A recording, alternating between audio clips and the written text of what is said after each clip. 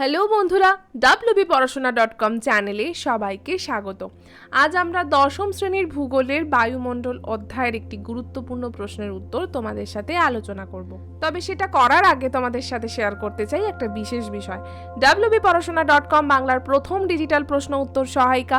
পাঠ্য বিষয়ের বিভিন্ন প্রশ্ন উত্তর আলোচনা তোমরা বিনামূল্যে পড়তে এখনই ভিজিট করো wbporashona.com ওয়েবসাইটে। লিংক ডেসক্রিপশন বক্সে দেওয়া আছে। যারা তোমরা হোয়াটসঅ্যাপ ইউজ করো তাদেরকে বলছি, চাইলে আমাদের হোয়াটসঅ্যাপ চ্যানেলে জয়েন করতে পারো। বিভিন্ন পড়াশোনা সংক্রান্ত আপডেটস, ভিডিওস তোমাদের হোয়াটসঅ্যাপে পেতে থাকবে।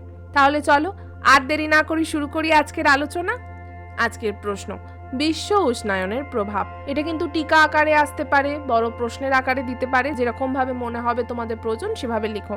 তবে তার আগে পুরোটা বুঝে নিও, মুখস্থ করো না, ভালো করে শুনো। আমাদের বিভিন্ন প্রকার অবিবেচনামূলক কার্যকলাপ।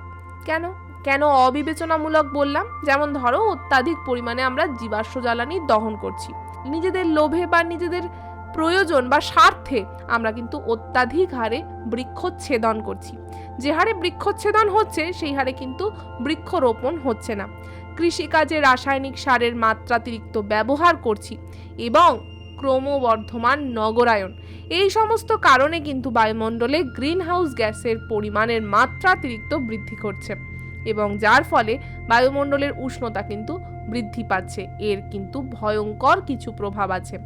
প্রথম হচ্ছে, যেটা সর্বাধিক ক্ষতিকর, তা হচ্ছে হিমবাহের গলন। বিশ্ব উষ্ণায়নের ফলে গ্রিনল্যান্ড, ধরো আমাদের দেশে বা আশেপাশে যে সমস্ত পর্বত শ্রেণী রয়েছে, কারাকোরাম, আল্পস, হিমালয়, আন্দিজ, উত্তর মেরু, দক্ষিণ মেরু, সমস্ত জায়গায় কিন্তু বরফ গলতে শুরু করছে, অলরেডি গলছেও। এবং যার ফলে এই বরফ গলা জল কোথায় আসবে? সমুদ্রগুলোতেই আসবে। এই সমুদ্র পৃষ্ঠ যা আছে, তাহলে তার থেকে যদি বাড়তে থাকে জলতল, তাহলে কি হবে?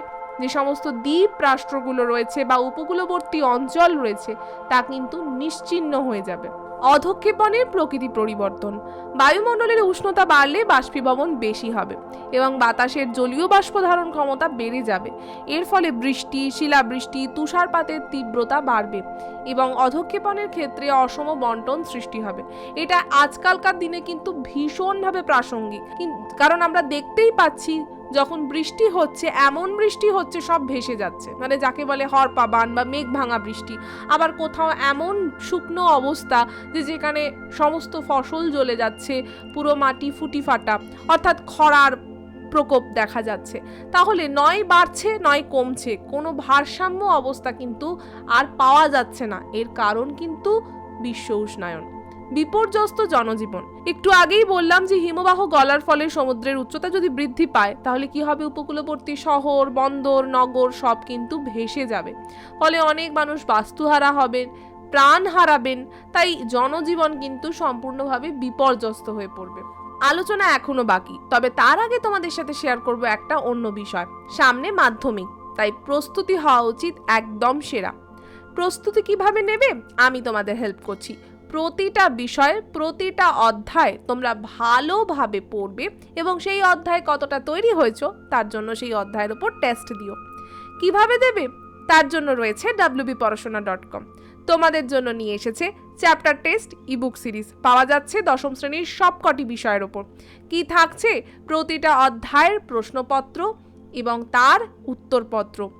এখানে কিন্তু বড় প্রশ্ন, ছোট প্রশ্ন সমস্ত ধরনের উত্তর করা রয়েছে। তার ফলে তোমরা নিজেরা ওই প্রশ্নপত্রগুলোর ওপর পরীক্ষা দিয়ে কেমন দিয়েছো তা নিজেরাই আমাদের দেওয়া উত্তরপত্রের সাথে মিলিয়ে দেখে নিতে পারবে। কোনো টিচারকে দেখানোর আর প্রয়োজনই হবে না। তাই আর দেরি না করে পরীক্ষায় ভালো নাম্বার পাওয়ার জন্য এখনই পারচেস করো চ্যাপ্টার টেস্ট ইবুক সিরিজ। তার জন্য ডেসক্রিপশন বক্সে যাও, সেখানে পেমেন্ট লিঙ্কে ক্লিক করলেই তোমরা পৌঁছে যাবে আমাদের পেমেন্ট পেজে। সেখানে পেমেন্ট কমপ্লিট করলেই 24 ঘন্টার মধ্যেই ইবুকগুলি তোমাদের ইমেল আইডি অথবা হোয়াটসঅ্যাপে পৌঁছে যাবে। আর যারা আরও কিছু জানতে চাও তাদেরকে বলছি, স্ক্রিনে দেওয়ার নাম্বারটাতে আমাদের সাথে কন্ট্যাক্ট করতে পারো।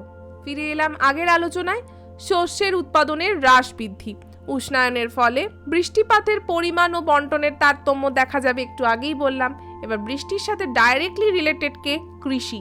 এই কৃষি ব্যবস্থায় কিন্তু ভয়ঙ্কর ক্ষতি হবে। কখনো দেখা যাবে অনাবৃষ্টি, যার ফলে ফসল নষ্ট হলো, আবার কখনো দেখা যাবে প্রচুর বৃষ্টি এবং বন্যা, যার জন্য কিন্তু দেখা যাবে জমির পর জমি ভেসে যাচ্ছে।